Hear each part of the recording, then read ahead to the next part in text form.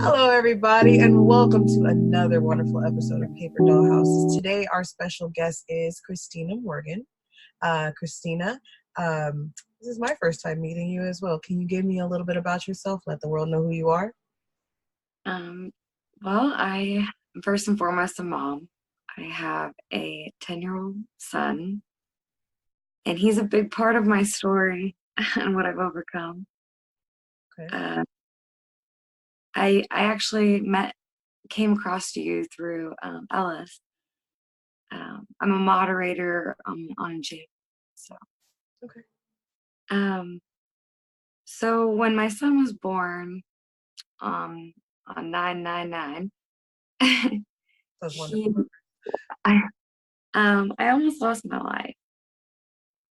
And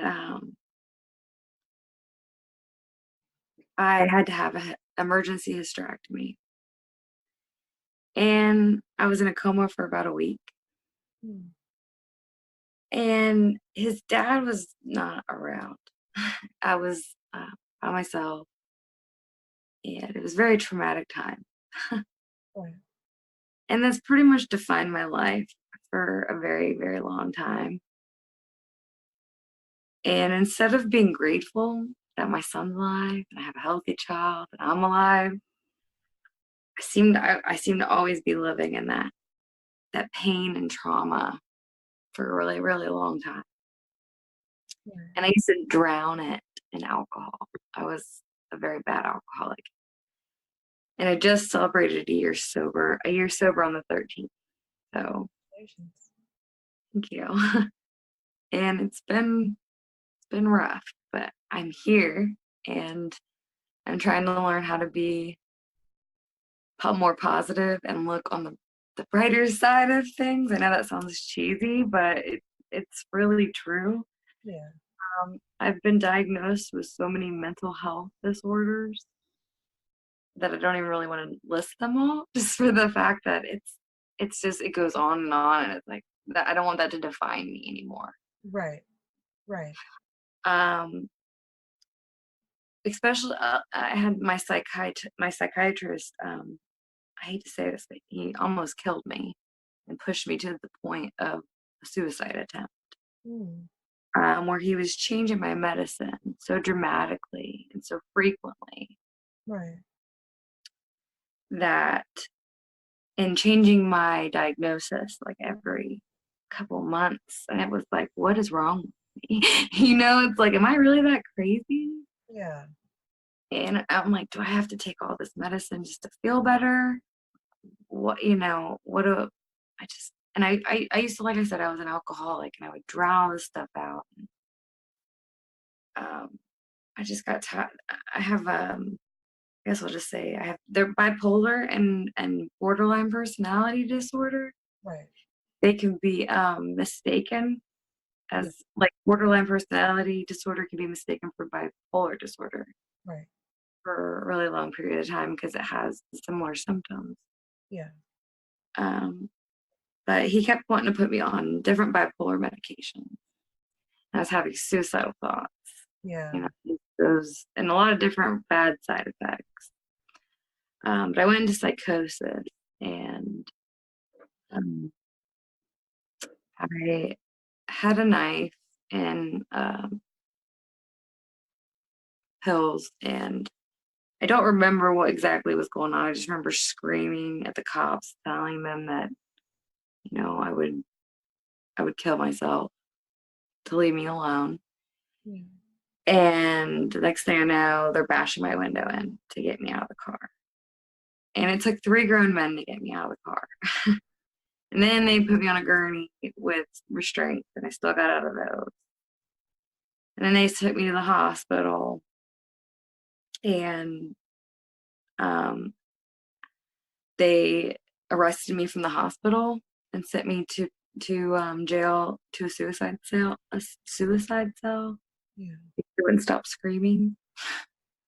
And I just have to say, like, that was a very traumatic time for me as well. Like, because it was like I'm being criminally, prosecuted for having a mental health Right. problem, for being suicidal, Yeah. for for hurting, for Yeah. being in pain.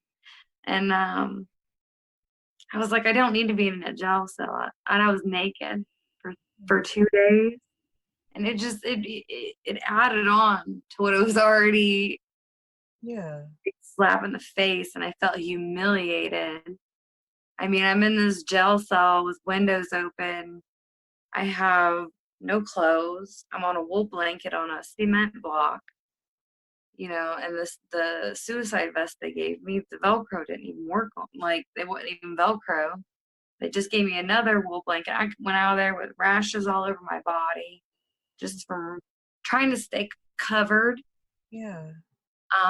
And then, like, I had a hysterectomy and I had my ovaries removed as well.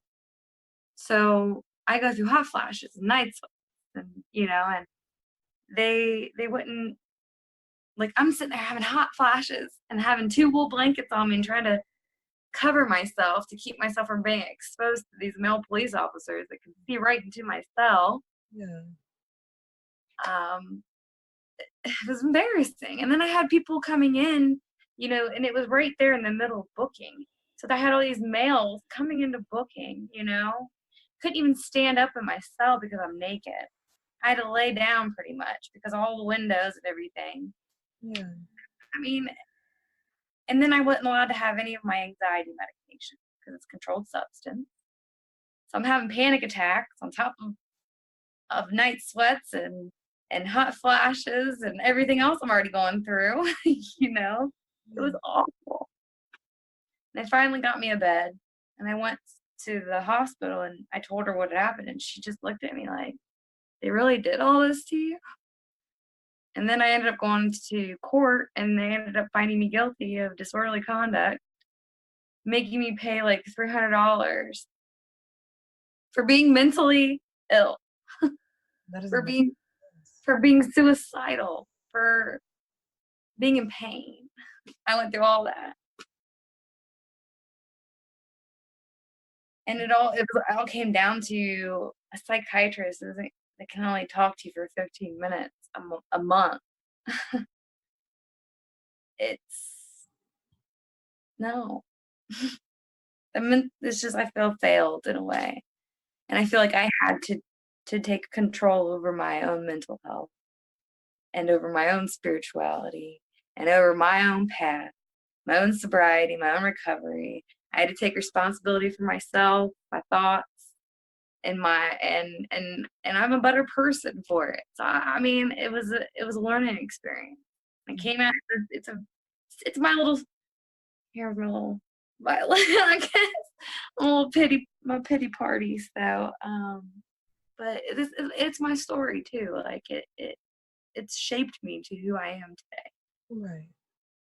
So I'm a better mom.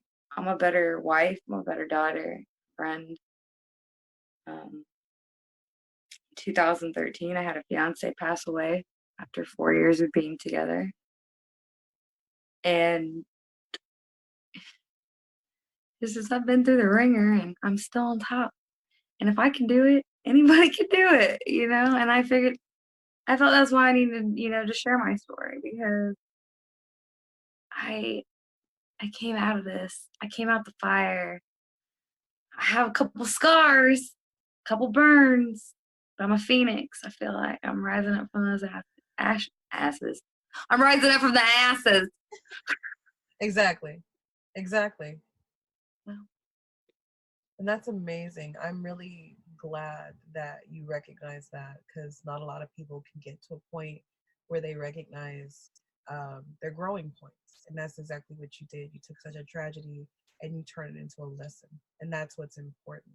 And it's even more important because your baby will see the same thing, and they will take on your exact strength. And that's what's important.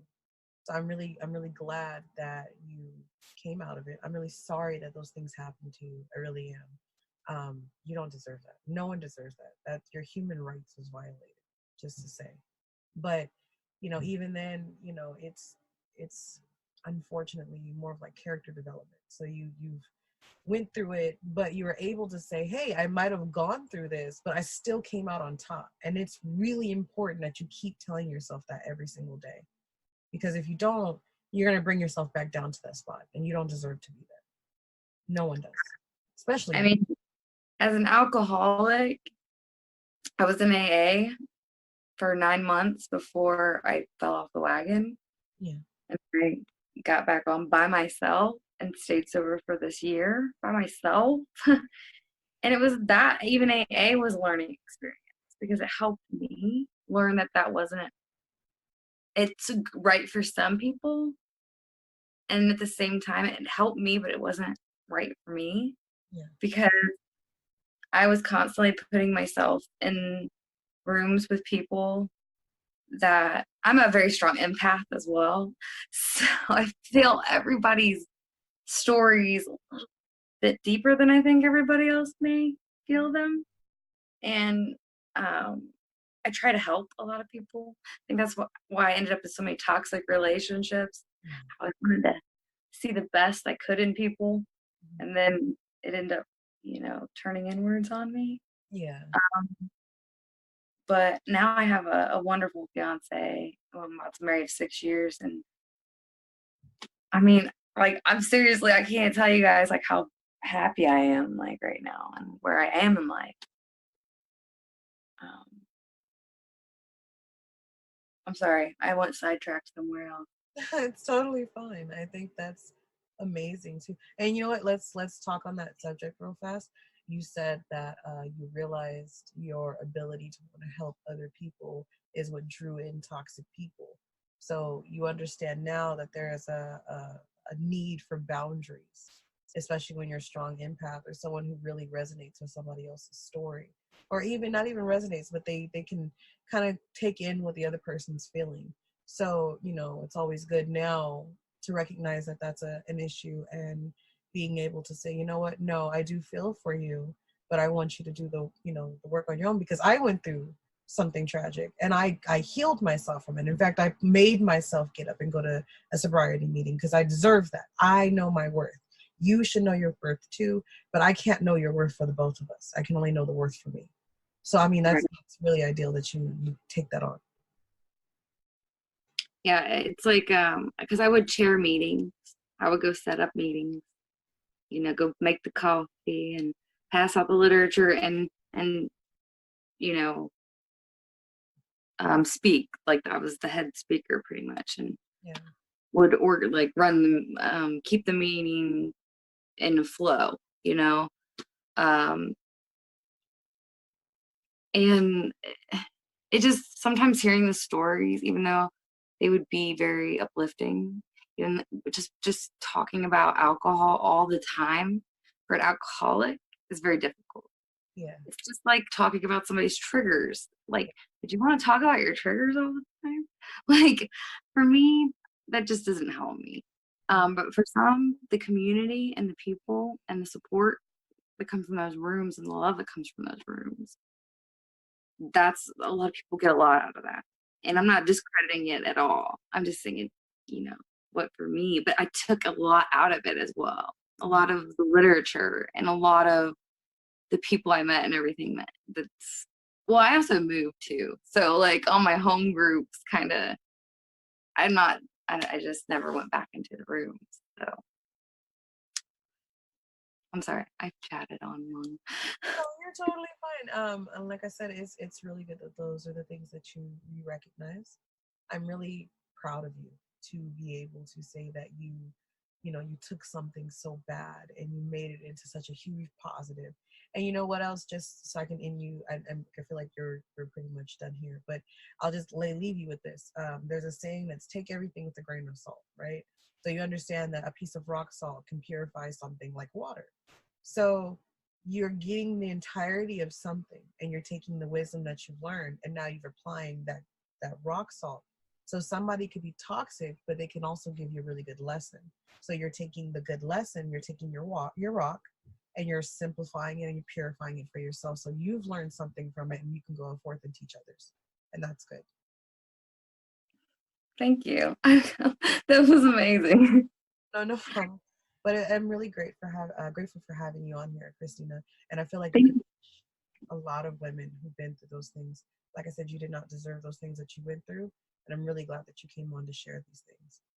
Um, I really appreciate you, and I hope you have a wonderful day. Is there any questions that you may have for me? I just want to say thank you for doing this, because I mean, it's so powerful. Like, our voices are powerful, our stories matter. Just, I really appreciate this for, like, and I know you're going to help so many people. That's my hope. Thank you so much for coming on, Christina. You have a great day. You too.